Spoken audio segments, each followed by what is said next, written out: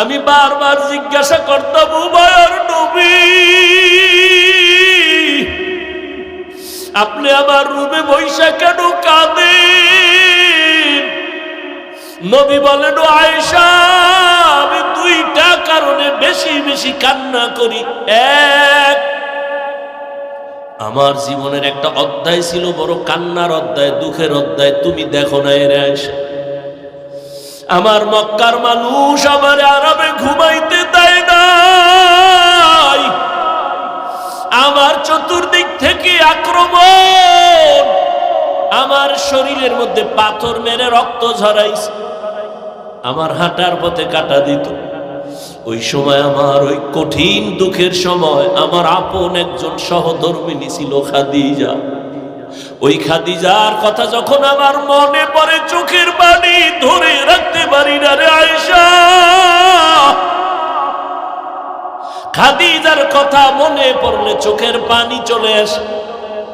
আর হাসরের মাঠের কথা যখন মনে হয়, আমি চোখের পানি ধরে রাখতে পারি।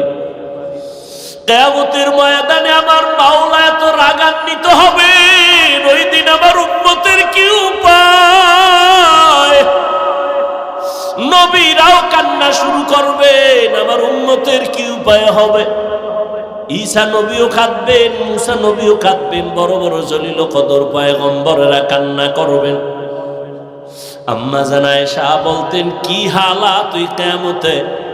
নবী বলেন, আয়েশা, সর্বশেষ উম্মতগুলো আমারে তালাশ করবে। আম্মা জান বলেন, নবী আপনাকে কই পাইবে উম্মতেরা? নবী বলেন, আয়েশা, আমি আমার মাওলার কুদরতের সামনে মাকামে মাহমুদে সিজদায় পড়ে কান্না করব। নবীরা কাঁদবেন আর বলবেন, আল্লাহ আমার উপায় কি হবে? আর আমি মুহাম্মদ কান্না করে একবারও নিজের কথা বলবো না, আমি বারবার বলবো, আল্লাহ আমার উম্মতেরে বাঁচাও, আমার উম্মতেরে বাঁচাও, আমার উম্মত যেন জাহান্নামে না যায়। আমার উম্মত যদি জাহান্নামে যায়, আমি জান্নাতে যাব না। আমার কান্না দেখে আমার আল্লাহ বলবেন, ও নবী কাঁদবেন না, আপনি মাথা উঁচু করেন, উম্মত গুলো ধরে ধরে জান্নাতের দিকে নিয়ে যান। আমি আমার উম্মত গুলো বেছে বেছে জান্নাতের দিকে হাউজে কাউসারের কিনারায় নিয়ে দাঁড় করাবো। আম্মা জান আয়েশা বলেন, ইয়া রাসূলুল্লাহ, কোটি কোটি কোটি মানুষের ভেতরে উম্মতের চিনবেন কি করে? নবী বলেন, ও আয়েশা, আমার উম্মতেরা যারা 5 ওয়াক্ত নামাজ ওযু বানাইয়া আদায় করবে, কিয়ামতের দিন তাদের ওযুর জায়গাগুলো নূরের আলোতে ঝলমল করতে থাকবে। আমি দেখে দেখে আমার উম্মতগুলো হাউজে কাউসারের কিনারায় নিয়া লাইনে দাঁড় করাইয়া আমি নবী নিজের হাতে কাউসারের পানি পেয়ালা ভরে ভরে দিব। আমার উম্মতেরা পানি পান করবে, পিপাসা থাকবে না। আমার উম্মতেরা কাউসারের পানি পান করে করে এভাবে জান্নাতের পথে গিয়া বসবে। এক পর্যায়ে দেখবো আমার উম্মত লাইনে এখনো বাকি, তবে মাঝখানে পর্দা পড়ে গেছে। আমি জিজ্ঞাসা করব, সাহাবায়ে কেরাম, ফেরেশতাকে পর্দা ফালাইলা কেন? উম্মত কি শেষ? বলে না, ফালাইলা কেন? ফেরেশতারা বলবেন, আল্লাহর রাসূল, এই যে উম্মতগুলো বাকি আছে এরা সব ভেজালওয়ালা, আপনার সুন্নতের তারা জবাই করেছে, নিজেও নামাজ পড়ে নাই, কেউ নামাজ পড়তো তাও পছন্দ করে নাই, নিজেও হালাল খায় নাই, যারা হালাল খাইতো তাদেরও পছন্দ করে নাই, নিজেও পাগড়ি পরে নাই, যারা পাগড়ি পরতো তাদেরও পছন্দ করে নাই, নিজেও নামাজ পড়ে নাই, যারা নামাজ আদায় করতো তাদেরও পছন্দ করে নাই, নিজেও জিকির করে নাই, যারা জিকির করতো তাদের পছন্দ করে নাই। মায়ার নবী বলেন, আমি তখন রাগান্বিত হয়ে বলবো, সোহকান সোহকা, বেগ বেগে যাও উম্মত, আমি তোমাদের নবী না, তোমরা আমার উম্মত না, দাবি করি না। ওই সময় আবু বকর কাঁদেন, ইয়া রাসূলুল্লাহ, হাসরের ময়দানে যদি নবী তাড়ায় দেয়, আমার আল্লাহ গায়বী আওয়াজ দিবে, জাহান্নামের ফেরেশতারাই নাফরমানগুলোরে ধর, জাহান্নামের হ্যান্ডকাপ লাগায় দাও। জাহান্নামের হ্যান্ডকাপ লাগায় টেনে টেনে জাহান্নামের দিকে নিয়ে যাবে। ওয়াসিকাল্লাযীনা কাফারু ইলা জাহান্নামা যুমারা হাত্তা ইযা জাউহা ফুতিহাত আবওয়াবুহা ওয়া ক্বাল, জাহান্নামের আগুনের গরমে চামড়াগুলো খসে খসে পড়ে যাবে। ও আল্লাহর বান্দারা, ও যুবক, স্কুলে পড়ো, কলেজে পড়ো, চাকরি করো, বাধা নাই, ব্যবসা করো, বাধা নাই, তুমি ওখানে থাইকে নবীর আদর্শের মালা গলায় লাগাও। মা বাবার দোয়া নিয়া, শিক্ষকের দোয়া নিয়া, উলামায়ে কেরামের দোয়া নিয়া চলো, নামাজ পড়ো আর আল্লাহর কাছে গুনার থেকে তওবা করো। তুমি যদি গুনাহমুক্ত হয় নামাজ পড়ো, চাকরিও যাবে না, ব্যবসাও যাবে না, লেখাপড়াও যাবে না। তোমার মতো কত যুবক স্কুল কলেজে পড়ে, নামাজ পড়ে, দাড়িওয়ালা, অভাব নাই, তুমি কেন পারবা না? তোমার মতো কত আল্লাহর বান্দা জেনারেল লাইনে থাকে, গাড়ি চালায়, এখনো কাদের নবীজি শুয়ে মদিনার পানে, নবী বিনে কে তরবে পুলসিরাত মিজানে, নবী বিনে কে তরবে পুলসিরাত মিজানে। وأما من خاف مقام ربه ونهى النفس عن الهوى فإن الجنة هي المأوى। আল্লাহর আদালতে দাঁড়াইয়া হিসাব দেওয়ার ভয় কেন? বলে আল্লাহর আদালত বড় ভয়ঙ্কর। কেমন ভয়ঙ্কর হবে আল্লাহর আদালত?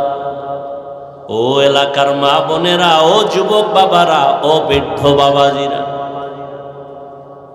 আল্লাহর আদালতের ভয়ে নবীর চোখে পানি, আল্লাহর আদালতের ভয়ে সাহাবায়ে কেরামের চোখে পানি। আমি মালিকের দরবারে কেমনে দাঁড়াইয়া হিসাব দিব? রহমতের নবী বিদায় হয়ে যাচ্ছে। বিদায়ের আগে নবী বলেন, এই সাহাবায়ে কেরাম, কোন দিন হায়াত শেষ হয়ে যাবে বলা যায় না, হায়াতের কোনো গ্যারান্টি নাই। নবী বাথরুমে গেলেন, বাথরুম থেকে বের হইলেন, বের হইয়া নবী মাটিতে তায়াম্মুম করলেন। সাহাবী ডাক দিয়া কয়, রাসূল, ওই মাঠের কোনায় পানি দেখা যায়, আপনি ওখানে গিয়ে ওযু করবেন। পানি থাকলে তো আর তায়াম্মুম চলে না। কি, সভাপতি যদি থাকে, সহসভাপতির কোনো কাজ লাগে না। নবী বললেন, সাহাবী, আমিও দেখতেছি পানি মাঠের কিনারায়, কিন্তু বলো ওই পানি পর্যন্ত যাওয়ার গ্যারান্টি আছে নি? পানি পর্যন্ত যাওয়ার গ্যারান্টি নাই। এই জন্য তায়াম্মুম করে নিলাম, ওখানে যাইয়া আবার আমি ওযু করে নিব। আমার আল্লাহর আদালতের ভয়। নবী বললেন, ও সাহাবায়ে কেরাম, কোন দিন চলে যাব বলা যায় না। আমার কাছে কোনো কারো হক যদি পাওনা থাকে, তাড়াতাড়ি আদায় করে নাও।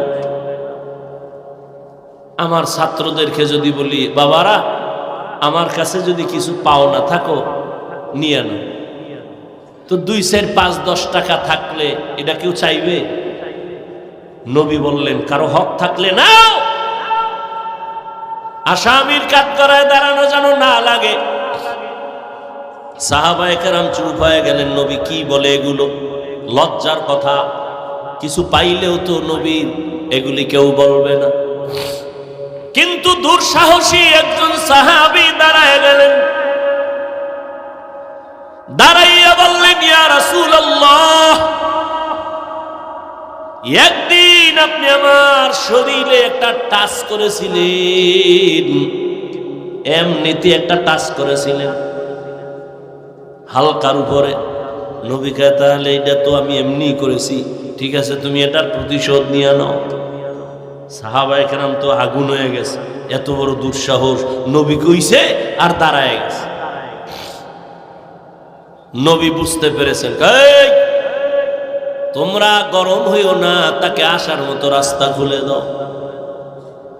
রহমতের নবী আমার সাহাবী সামনে আইসা কয়, ইয়া রাসূলুল্লাহ, যখন আপনি আমার শরীর টাচ করেছিলেন, আমার শরীরে কোনো জামা ছিল না, খালি গায়ে ছিল। নবী কত সরল। নবী মসজিদে বয়া রইছে, একটা জামা গায়ে। এক বাচ্চা আইসা কয়, আমার বুড়া মা একটা জামা চাইছে। নবী কয়, নাই, যাও। গুইরা আবার আইছে বাচ্চা, আইসা বলে, আপনার গায়ে যেটা আছে না, এটা চাইছে। নবী গায়েরটা খুলে দিয়ে দিচ্ছে, দিয়া নবী খালি গায়ে বয়ে রইছে। বেলাল তো আজান দিতে এসে দেয়, সর্বনাশ, নবী খালি গায়ে বসা। আল্লাহ আয়াত নিয়ে পাঠাইছে সূরা বনী ইসরাঈল। নবীকে গিয়া বলো, এত বেশি হাতকে প্রসারিত না করে যে নিজে নিঃস্ব হয়ে থাকবে, লজ্জা পেতে হবে। আবার এত বেশি হাত আটকাইয়া যেন না রাখে যে মানুষ তাকে কৃপণ বলে দোষারোপ করবে। সাহাবী বলেন, ইয়া রাসূলুল্লাহ, আপনি যখন আমার শরীরে টাচ করেছিলেন, আপনার গা ছিল খালি। নবী বলে, ঠিক আছে, তা আমিও জামা উঠাই। নবী পিছন থেকে জামাটা উঠাচ্ছেন, সাহাবী একটা দৌড়, এত জোরে দৌড়াইয়া পেছন দিকে ঘুরিয়া নবী যখন জামা উঠাইছেন, নবীর গর্দান মোবারকের নিচে একটা মোহরে নবুয়ত। সাহাবী দৌড়াইয়া মোহরে নবুয়তে চুমা খায়া কইরা গিয়া কয়, নবী মাফ করে দেন, বেয়াদবি করে ফেলেছে। নবী কয়, সাহাবী কি করলি? জান্নাত ওয়াজিব করে ফেললি।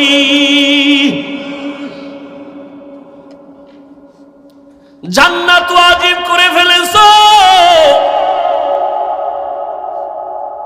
মোহরে নবুয়তে চুমো দিয়েছো।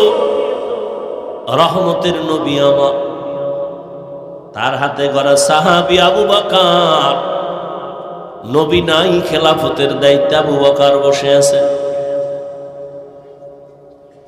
আল্লাহর আযাবের ভয়, আদালতে হিসাবের ভয়। নবী বলেন, আমার হুজরার পাশেই তো মসজিদে নববী।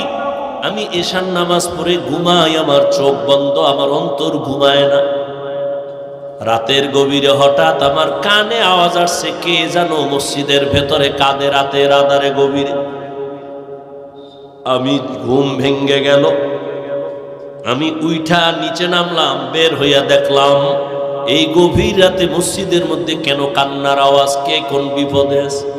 আমি তাকাইয়া দেখি জান্নাতের 1 নাম্বার সাহাবী আবু বকর নামাজে দাঁড়ায় কাঁদতেছে। নামাজ শেষ, আমি জিজ্ঞাসা করলাম, আবু বকর, গভীর রাতে আপনি নামাজে দাঁড়ায় কেন কাঁদেন? আবু বকর বলেন, ইয়া রাসূলুল্লাহ, আল্লাহর আদালতে দাঁড়াইয়া হিসাব দেওয়ার ভয় আমি নামাজে কান্না করেছি। অথচ তার আমল কত সুন্দর, ইখলাস কত সুন্দর, তেলাওয়াত কত সুন্দর, নামাজ কত সুন্দর, তাকওয়া কত সুন্দর। এরপরেও যদি তারা কান্না করে, তাদের তুলনায় তো আমাদের কোনো নামাজ নাই, কোনো ইখলাস নাই, তাকওয়া নাই, আমল নাই, ঈমানও নাই, কিছুই নাই তাদের হিসাবে। আমাদের তো গলায় রশি লাগায় কান্না করা দরকার, অথচ আমাদের চোখে পানি নাই, কেউ কান্না করলে তাও দেখতে পারি না। বড় দুঃখ। খেলাফতে আবু বকর আছেন, রাষ্ট্র পরিচালনা করেন। বিবি সাহেব একদিন বললেন, ও খলিফাতুল মুসলিমিন, আমার মিষ্টি খাইতে মনে চায়। দেখেন আল্লাহর ভয়ে চান্দাবাজার ধান্দাবাজেরা দেশটারে নাপাক করে ফেলেছ। চান্দাবাজি আর ধান্দাবাজি করে এদের থেকে উলামায়ে কেরাম হাতে নিতে হবে এই রাজনীতির ময়দানকে পবিত্র করার জন্য। কারণ নাপাক মানুষের দিমাগ দিয়া কোনোদিন নাপাক পবিত্র জমিনকে পাক করা যায় না, অপবিত্র জমিনকে পাক করা যায় না। এখানে পবিত্র মেধা লাগবে, আল্লাহর ভয় লাগবে। আর আপনারা নাক টেনে ঘুমান দেশ স্বাধীন। দেশ স্বাধীন হলে চট্টগ্রামে আইনজীবীর গলায় ছুরি চালায় কারা? কিসের স্বাধীন? মুসলমান স্বাধীন বলে নাক টেনে ঘুমাবে ওই দিন যেদিন ইসলামের স্বাধীন হবে। মুসলমান তো নিশ্চিন্তে স্বাধীন বলে ঘুমাবে সেদিন এদেশের জমিনে কোরআনের বয়ান করবে উলামায়ে কেরাম, সুদখোর বেনামাজির থেকে অনুমতি লাগবে না যেদিন। এদেশের মানুষ দিব্যি আরামে ঘুমাবে নিশ্চিন্তে সেদিন এদেশের মসজিদ আর মাদ্রাসার কমিটিতে সুদখোর বেনামাজি থাকবে না যেদিন। তুমি এখানে স্বাধীন স্বাধীন বলো, আর ঢাকার শহরে মহিলারা সাংবাদিক সম্মেলন করে আর বলে আমাকে দেহ ব্যবসার অধিকার আবার ফেরত চাই। কাফনের কাপড় নিয়ে রেডি থাকো, আবার যুদ্ধ হবে, আবার ডাক আসবে, আবার আন্দোলন হবে জালেমের বিরুদ্ধে। মুসলমানের আন্দোলন একবার না বারবার? মুসলমান জীবন একবার দেয় না, বারবার দেয় জালেমের বিরুদ্ধে। আল্লাহ সবাইকে হেদায়েত দান করুন। কার পিছনে ঘুরো? কার পিছনে ঘুরে দাড়ি কেটেছ? কার পেছনে ঘুরে নামাজ ছেড়েছ? সে তোমার আপন বন্ধু না। স্বার্থে আঘাত লাগলে সদস্য দল থেকে সদস্য পদের নাম কাটবে না, কল্লা কেটে ফেলবে। আল্লাহ হেদায়েত দান করুন। মানুষের ব্রেনকে আইওয়াশ করে রাখছে। ধর্ম আর রাজনীতি আলাদা। রসুল রাষ্ট্র চালান নাই, আলাদা কেন? সুলাইমান নবী গোটা দুনিয়া চালাইছেন, চালান নাই? ইউসুফ নবী মিশরের অর্থমন্ত্রী ছিলেন, ছিলেন না? এ ঘটনা কোরআনে নাই? কেন বলেন ইসলামে রাজনীতি নাই, কোরআনে রাজনীতি নাই? হ্যাঁ, আপনার চান্দাবাজি আর ধান্দাবাজি ইসলামে নাই। ইসলামে কি আছে? মালিক যেই প্লেটে খাবে গোলাম একই প্লেটে খাবে। ইসলাম কি বলে? কর্মচারী কাজ করবে, ঘাম ঝরার আগে বেতন দিয়ে দাও। আবু বকর রাষ্ট্র পরিচালনা করেন, বিবি বলে মিষ্টি খাইতে মনে চায়।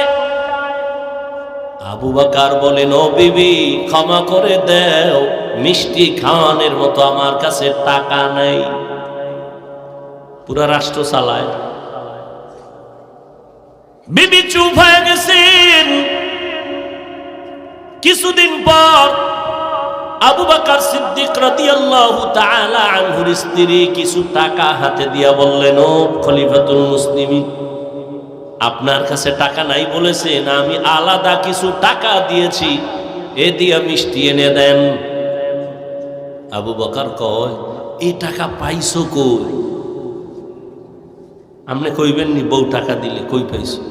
আমনে কইবেন এটি জিজ্ঞানোর দরকার নেই, চুরি করে আইনে দিল 70,000 বার।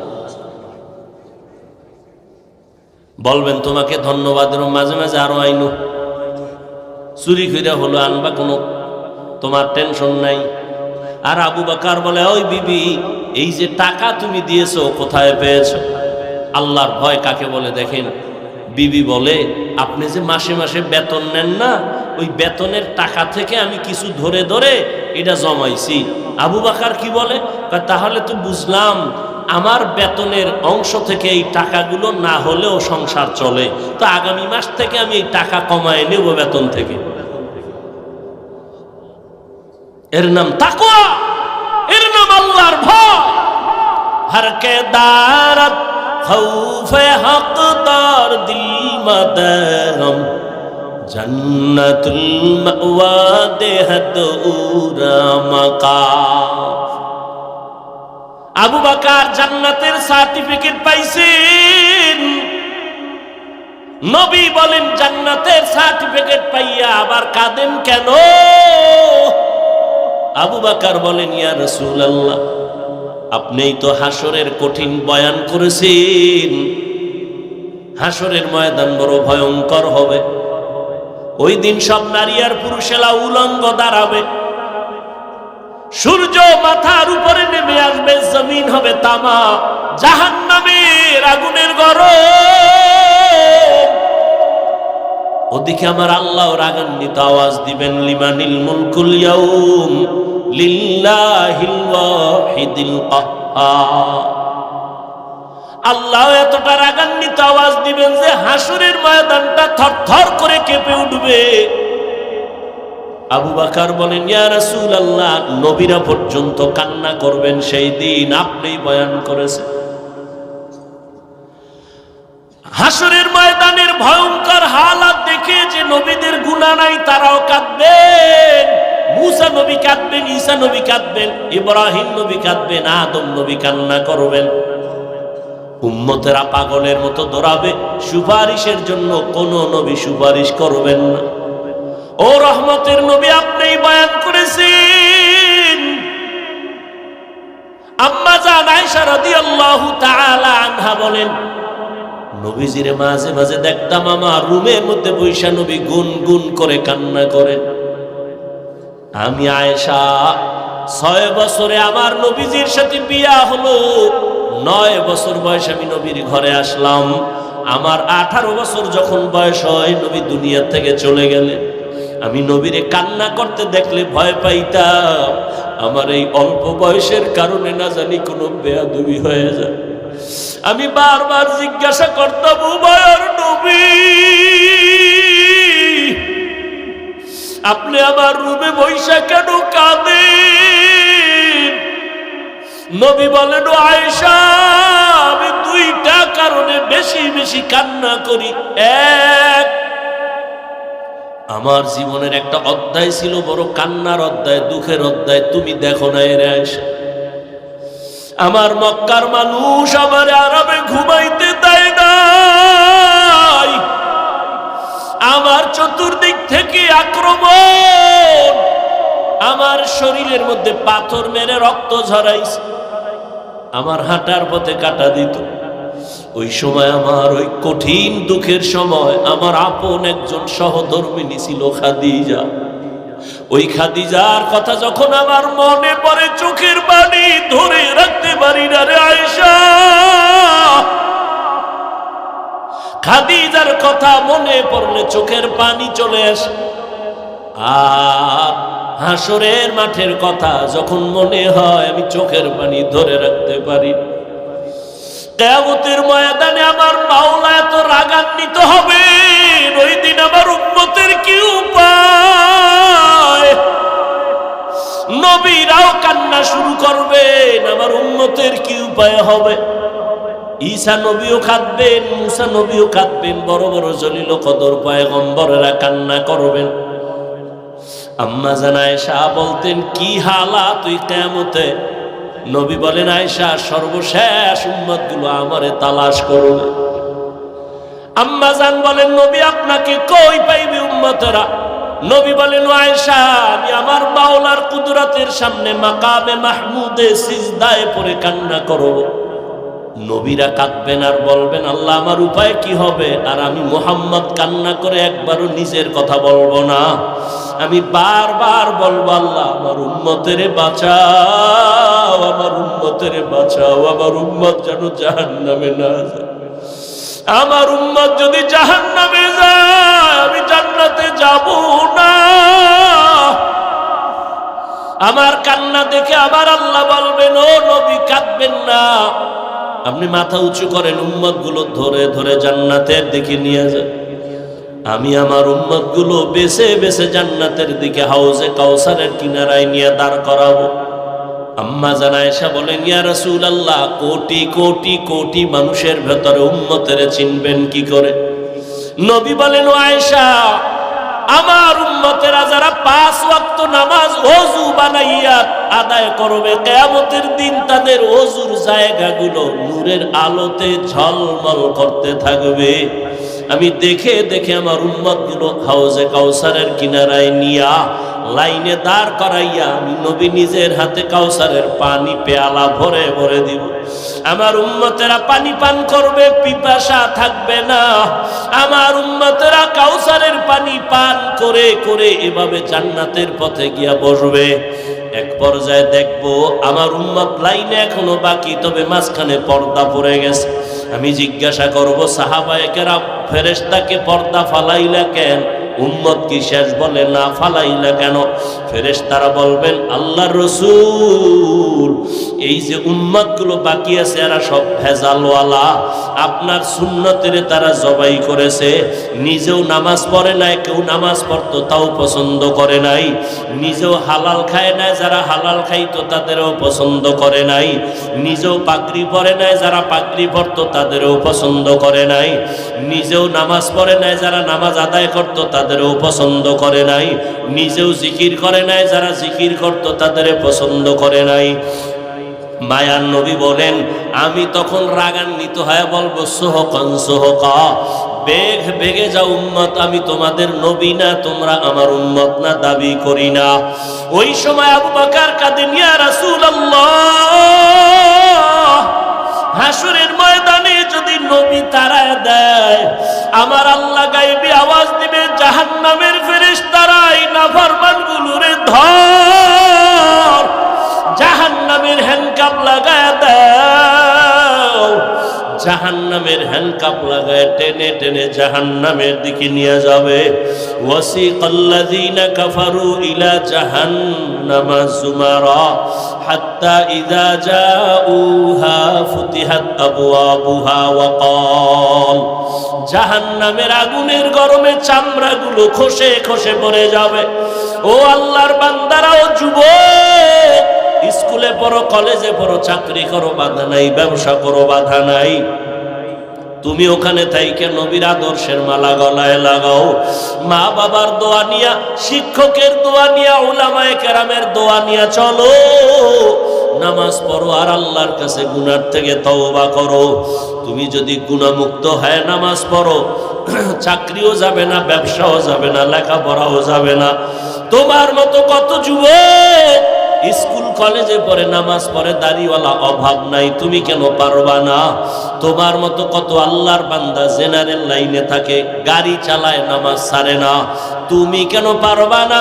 তোমার মতো কত গোলাম চাকরি করে, RAB, army, police, BDR, OC, DC, SP, doctor, professor, engineer, বলো তুমি কেন নামাজ পড়তে পারবা না? এখনো সময় আছে, তওবা করে নাও। ও পর্দার আড়ালের আম্মা জানেরা, আপনাদের জীবনটা তুই যে ধন্য, আপনারা নবীদের মায়ের মতো দামি মা, আপনারা সাহাবায়ে কেরামদের মায়ের মতোই তো দামি মা, আপনাদের এত মর্যাদা আল্লাহ দান করেছেন।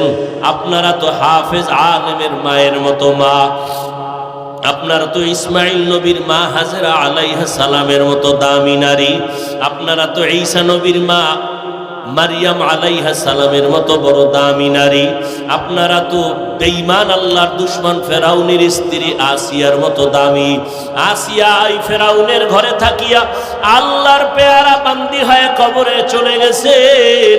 রহমতের নবী বলেন, কিয়ামতের ময়দানে আমার সাথে আসিয়ার সাথে জান্নাতে বিবাহের ব্যবস্থা হয়ে যাবে। ও পর্দার আড়ালের মা, আপনার মতো কত মা এখনো আছে, মোবাইলে চরিত্র বিক্রি করে না, স্বামীর মাল খেয়ানত করে না, 5 ওয়াক্ত নামাজ পড়ে বেপরদায় চলে না, সন্তানগুলো আদর্শওয়ালা বানানোর মেহনত করে। এরে আম্মা জানেরা, আপনারা যদি চেষ্টা করতেন, স্বামীর মাল হেফাজত করতেন, আল্লাহর কাছে নামাজ পড়ে দোয়া করতেন, আর বলতেন, স্বামী আমার নামাজ পড়ো আর হালাল ভাবে কামাই করো, হারাম টাকা খেয়ে আমাদের রক্ত নাপাক করতে চাই না, সন্তানের রক্ত নাপাক করব না। আপনি যদি চেষ্টা করতেন, ইনশাআল্লাহ আপনার স্বামী দিনের পথে চলে আসতো, আদর্শ সন্তান দুনিয়াতে রেখে যাইতেন। ডাক্তার হইয়াও সন্তান কোরআন তেলাওয়াত করে মায়ের জন্য দোয়া করতে ভুলতো না। এখনো সময় আছে, তওবা করেন। ও পর্দার আড়ালের মা, জীবনে আর বেপরদায় চলবেন না, নামাজ ছাড়বেন না, স্বামীর মালের খেয়ানত করবেন না, মোবাইলে সময় নষ্ট করবেন না। ও আমার কলিজার যুবক, এখনো সময় আছে, তওবা করে নাও। আল্লাহর আযাবের ভয় অন্তরে জমা করো। জীবনে আর কোনোদিন দাড়ি কাটবা না, নামাজ ছাড়বা না, বেপরদায় চলবা না। মা বাবার নেক দোয়া নিয়া বেয়াদবির থেকে বেঁচে থাকবা, শিক্ষকের দোয়া নিয়ে চলবা, উলামায়ে কেরামের দোয়া নিয়ে চলবা, নবীর তরিকা মেনে চলবা। তওবা করার মতো যদি কারো অন্তর তৈরি হয়, মুনাফিকি যদি অন্তরে না থাকে, দুর্বলতা না থাকে, তওবার নিয়ত যাদের অন্তরে আছে, দুটো হাত আল্লাহকে দেখাইয়া দাও। আয় আল্লাহ, আমাদের হাতগুলো কবুল করে নেন, তওবা কবুল করে নেন, তওবার উপরে মজবুত হইয়া চলার মতো তৌফিক দান করেন, আমিন। আলহামদুলিল্লাহি রাব্বিল আলামিন, والصلاة والسلام على سيد الأنبياء والمرسلين وعلى آله وأصحابه أجمعين. يا أرحم الراحمين، يا